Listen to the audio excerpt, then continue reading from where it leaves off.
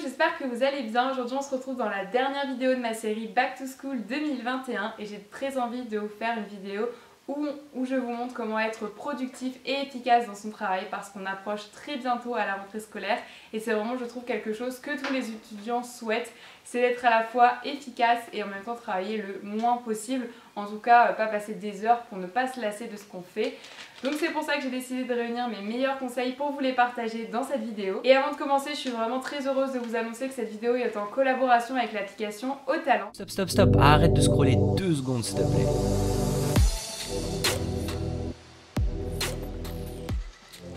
Ça fait bientôt 1 an qu'on travaille avec des centaines d'étudiants pour mettre au point un outil qui vous permet de reprendre votre réussite en main.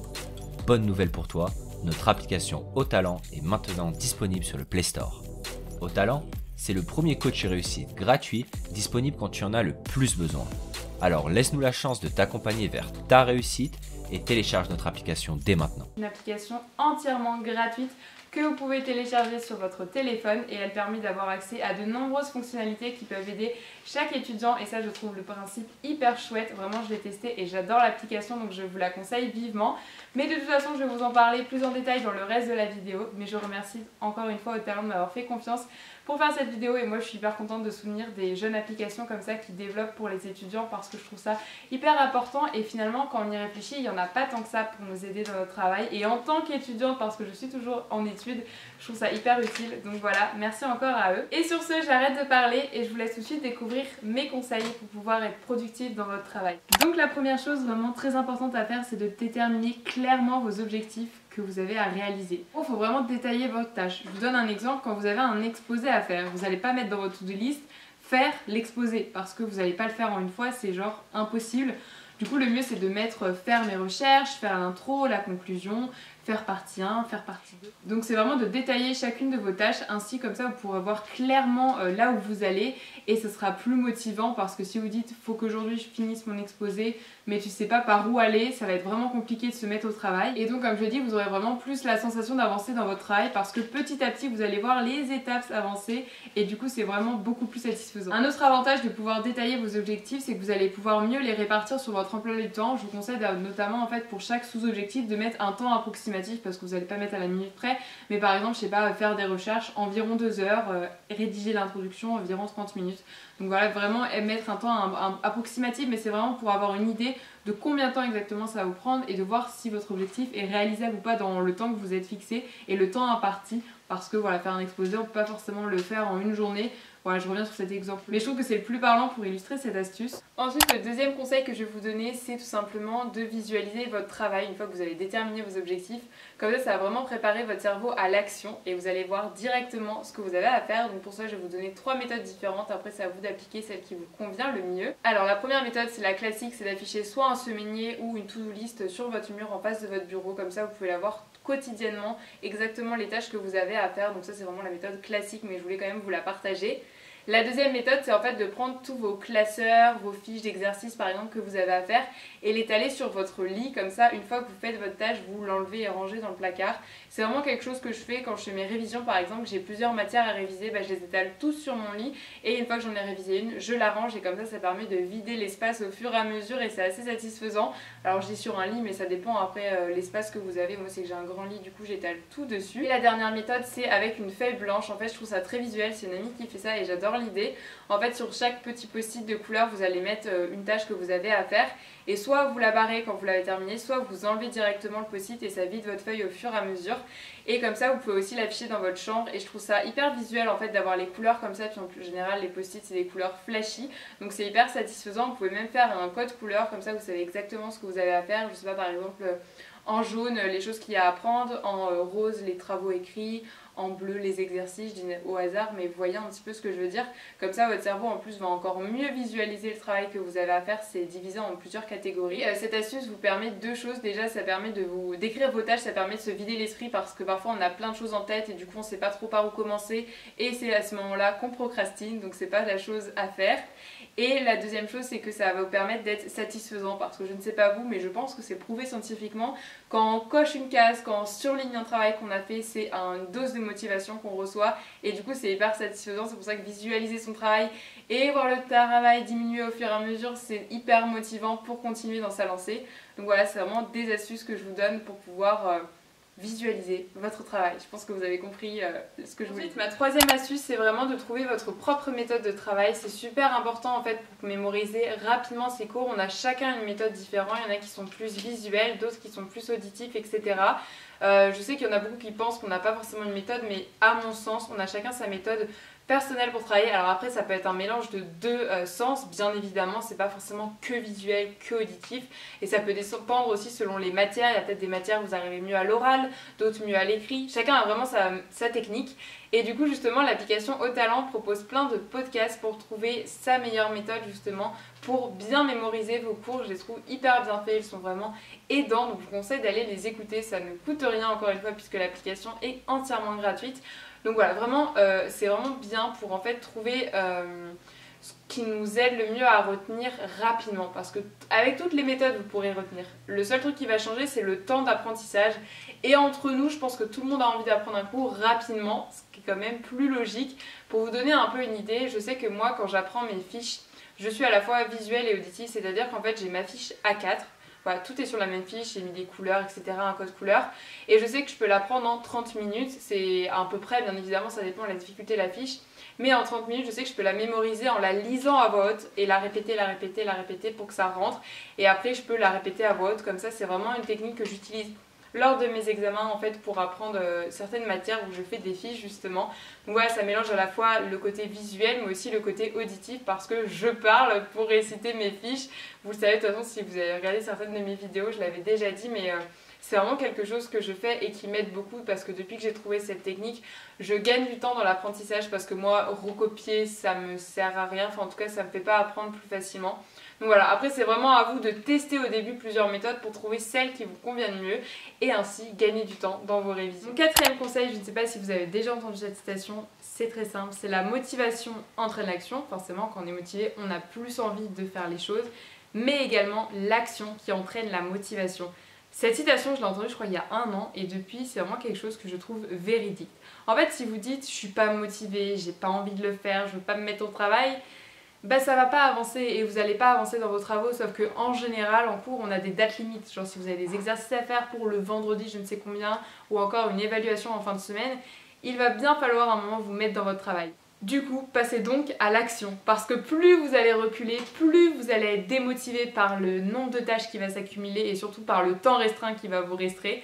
Donc vraiment, il faut vraiment passer à l'action quand il faut passer à l'action. Genre vous dites pas je suis pas motivée, j'attends. Vraiment comme le dit la citation, l'action, la motivation vient lorsqu'on fait l'action en fait. Parce qu'une fois qu'on est enclenché dans l'action, eh bien notre cerveau va continuer instinctivement à faire cette action. Un autre conseil par rapport à ça, je vous conseille si vous n'êtes pas motivé, c'est pas quand t'es pas motivé que tu vas apprendre un chapitre entier pour une évaluation. Ça c'est pas très réalisable, même si l'action entraîne la motivation, dans ce cas là c'est un peu plus compliqué. Moi je pense que c'est vraiment plus simple de commencer par une tâche écrite, c'est-à-dire faire un exercice, faire une rédaction, des choses comme ça, parce que en fait vous aurez vraiment la sensation de faire quelque chose parce que c'est à l'écrit, donc vous aurez une trace de votre travail et ça va vraiment avancer quelque part. Que apprendre quelque chose, on sait jamais trop si ça rentre ou pas et quand on n'est pas motivé, c'est pas trop le moment d'apprendre un contrôle, mais après que vous avez fait votre tâche écrite, je sais pas si vous avez des exercices à faire par exemple en physique-chimie, une fois que vous avez fait vos exercices, la motivation va revenir et vous allez pouvoir vous mettre à l'apprentissage d'une autre matière. Donc voilà, ça c'était mon petit conseil, vraiment cette citation, retenez-la bien. C'est la motivation entraîne l'action, mais l'action entraîne aussi la motivation. C'est super important pour avancer dans vos tâches parce que ça sert à rien de toujours reculer les choses au lendemain. Ensuite, mon 5e conseil, c'est vraiment de faire de véritables sessions de travail. C'est hyper important de vous concentrer focus à 100% dans votre travail. Ne soyez pas distrait par genre un téléphone à côté ou encore en regardant par la fenêtre, etc. C'est super important d'être dans sa bulle pour travailler efficacement. Moi, je sais que depuis que je mets mon téléphone dans une autre pièce pour pas être tentée d'aller dessus et que je me coupe en fait, que je mets vraiment dans ma bulle. Je sais que parfois je mets même mon casque en fait avec des playlists de musique. Et une chose qui est vraiment chouette dans l'application Otalent pour vous aider justement dans ces sessions de travail, c'est qu'il y a une fonctionnalité, je pense que c'est d'ailleurs la meilleure fonctionnalité de l'application. Vous pouvez tout simplement lancer un minuteur qui va donc être le minuteur de votre session de travail et en même temps lancer une playlist. Moi je sais que j'aime bien avoir justement un casque dans les oreilles pour être dans ma bulle, dans mon travail, et donc il y a cette fonctionnalité directement faite sur l'application et je trouve ça hyper bien pensé. Donc ça c'est vraiment chouette parce que je trouve que c'est important d'être... Enfin, honnêtement, il faut mieux être 1 heure à fond dans son travail plutôt que dire 5 minutes, hop, je check un peu les réseaux sociaux, j'y retourne 5 minutes. Parce que vous n'allez pas avancer en faisant petit par petit, il faut vraiment être à fond dedans pour vraiment penser qu'à ça. Donc ces sessions justement sur Otalent, ça s'appelle session libre parce qu'il n'y a pas un temps défini, vous mettez le temps que vous souhaitez, vous pouvez travailler 1 heure comme 2 heures, ça dépend de votre capacité et surtout sur quoi vous travaillez. Et ce qui est bien, c'est que du coup, si vous êtes dedans, vous n'êtes pas obligé d'arrêter quoi. Vous pouvez continuer votre session de travail. Si vraiment vous êtes dans un bon feeling, la motivation est là, eh bien vous pouvez continuer, il n'y a pas forcément de limite de temps. De plus, il y a un message pour pas perdre la concentration, c'est-à-dire que si vous allez sur votre téléphone et que vous voulez changer la page, par exemple pour aller sur Instagram, lire un message ou ce genre de choses, il va vous mettre un message en mode restez concentré et ça je trouve ça super top, comme ça on se dit oula non, on va rester concentré dans notre travail et je vous conseille aussi de mettre votre téléphone en mode avion pour être pas dérangé par certaines notifications. Donc ça fonctionne très bien aussi avec le mode avion, cette fonctionnalité. Donc ça c'est chouette parce que moi je sais que j'aime bien mettre... soit je le change de pièce mon téléphone, soit je le mets en mode avion pour vraiment pas être dérangé quand je travaille, notamment dans une session de travail. Et du coup j'aime bien faire plusieurs sessions de travail dans la journée. Par exemple j'en fais souvent 2 le matin quand je suis toute la journée dans le travail et je me fais une pause entre les deux. Et là pendant ma pause je change de pièce, je m'aère l'esprit et je fais autre chose. De toute façon on va revenir dessus dans le prochain conseil. Mais voilà, les sessions de travail c'est important, ça vous donne un cadre et un rythme. C'est-à-dire que pendant votre session de travail vous êtes à votre bureau avec vos cahiers, vos crayons ou l'ordinateur si vous utilisez l'ordinateur pour travailler. Vous mettez le casque sur vos oreilles et c'est parti pour travailler avec une petite playlist chill pour vraiment pouvoir vous accompagner dans votre travail. Parce que moi un truc aussi c'est que j'aime pas mettre des musiques avec des paroles parce que du coup après je suis sur les paroles et je me concentre plus sur ce que je fais, donc c'est pour ça que je trouve ça bien des musiques sans paroles. Et de toute façon vous avez plusieurs playlists sur l'application donc c'est à vous de choisir selon ce que vous préférez. Et enfin ma dernière astuce c'est la méthode par palier. En fait c'est très simple, je vais vous montrer avec un petit schéma, mais en gros c'est important de travailler donc une session de travail comme je viens de vous expliquer auparavant, mais aussi de faire des pauses entre chaque session de travail. Parce qu'il faut vraiment aller comme un escalier, vous voyez, vraiment étape par étape, vous pouvez pas faire tout d'un coup. En fait, être productif, c'est pas tout faire d'un coup, c'est vraiment faire par étapes. C'est pour ça que tous mes conseils finalement se rejoignent un petit peu parce que le mot d'ordre, c'est vraiment faire par étapes. Comme je l'ai dit, il faut détailler vos tâches, etc. Donc vraiment avancer petit à petit comme un escalier, vraiment c'est l'image que je trouve qui symbolise le mieux cette explication. Donc lorsque vous faites une pause, en fait la pause c'est un peu la récompense de votre travail. Donc déjà, il faut sortir de la pièce de là où vous travaillez, il faut sortir de votre bureau, aérez-vous l'esprit, pas forcément aller dehors parce que s'il pleut c'est pas terrible, mais ou quoique après ça aère vraiment l'esprit pour le coup, mais sortez vraiment de la pièce dans laquelle vous avez travaillé et vous pouvez vous donner une récompense. Allez checker vos messages sur votre téléphone, manger un petit truc, alors pas forcément des gâteaux et des bonbons parce que sinon votre santé va vous dire non, donc non, évitez ça, mais par exemple, je sais pas, manger un petit morceau de pomme ou des fruits secs ou des choses comme ça c'est très bon pour la santé, donc vous pouvez en manger, ou même un carreau de chocolat noir, donc faut pas non plus en abuser, mais de temps en temps, et c'est très bon pour la santé également, chocolat noir, je précise, hein, pas le bonbon, le Kinder ou ne sais quoi encore. Et après, vous revenez dans votre environnement sain pour travailler, donc un bureau propre et rangé, c'est pareil la base, mais c'est super important pour être productif et donc focus sur son travail parce que s'il y a plein de bazar sur votre bureau, alors soit vous allez dire oulala, faudrait vraiment que je le range, donc ça va être une excuse pour pas vous mettre au travail, ou alors vous allez être distrait par des choses qu'il y a à droite à gauche. Ah tiens, je sais pas, un livre, j'aimerais bien lire par exemple, ou des choses comme ça. Donc c'est important d'avoir un environnement sain pour travailler. Et aussi chaque session de travail, vu que c'est pas un temps imposé comme j'ai dit avec l'application Otalent et les sessions libres, c'est en fait une session de travail, c'est un objectif à atteindre. Je sais pas, par exemple, je vais faire une session de travail, je vais faire tous mes exercices de physique-chimie. Donc pendant cette session de travail, je me focus que là-dessus. Faut pas mélanger les tâches en fait par session de travail, il faut vraiment les décomposer pour pas faire 3000 matières en même temps parce que du coup votre cerveau va être tout mélangé et vous n'allez pas être efficace dans votre travail. Et en plus le fait de ne pas vous mettre un temps précis, ça va stimuler votre cerveau à avancer plus vite parce que vu que vous n'avez pas de temps défini pour votre tâche mais un objectif à accomplir, en fait seul vous êtes maître de temps que vous allez passer à atteindre cet objectif. Donc plus vous êtes efficace, moins vous allez passer de temps à travailler et donc plus ça sera rapide et plus vous pourrez passer à autre chose. Donc c'est vraiment important pour stimuler votre cerveau d'être à fond dans votre travail et en fait d'être vous seul à déterminer combien de temps ça va vous prendre à le faire. Et croyez-moi, quand on se dit si je finis ça, je peux me faire une petite pause, ça va beaucoup plus vite. Et comme vous n'avez pas de temps, vous allez vous dire Votre petit objectif personnel va être de le réussir, le finir le plus rapidement possible. Bien évidemment, il ne faut pas bâcler un travail, c'est pas ça que je veux dire, mais je pense que vous avez compris. Donc le mot d'ordre, c'est plus vous êtes efficace et moins vous passez de temps à travailler. Et en fait, c'est vraiment ça la productivité, c'est de ne pas perdre de temps et d'être efficace, parce que le but, on va faire une petite division. C'est votre objectif là au-dessus, et en dessous, c'est le temps que vous y passez.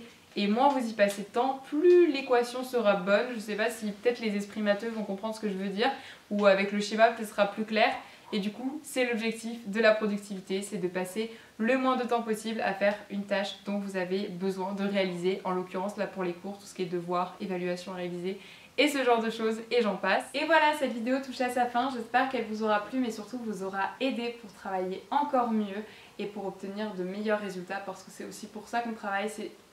Moi je trouve que le travail c'est une partie pour votre culture générale et vos connaissances personnelles, mais bien sûr il y a aussi les examens finaux, etc. Les partiels, le bac, le brevet, ça dépend où vous en êtes dans vos études, mais il y a toujours un résultat final à atteindre et c'est ça le gros objectif de l'année. Mais il faut quand même relativiser cet objectif en vous disant que tout ce que vous faites là, ça vous servira et c'est toujours des connaissances à avoir dans votre vie future. Donc n'hésitez pas à liker cette vidéo si elle vous a plu et à la partager autour de vous pour répandre toutes ces bonnes astuces. Moi en tout cas j'espère que vous allez passer une bonne rentrée, donc je profite de cette vidéo pour vous souhaiter le meilleur dans cette année scolaire. Je suis sûre que tout va très bien se passer pour vous, en tout cas je vous le souhaite. Et nous on se retrouve très bientôt pour une prochaine vidéo et comme d'habitude d'ici là, prenez soin de vous. Bye!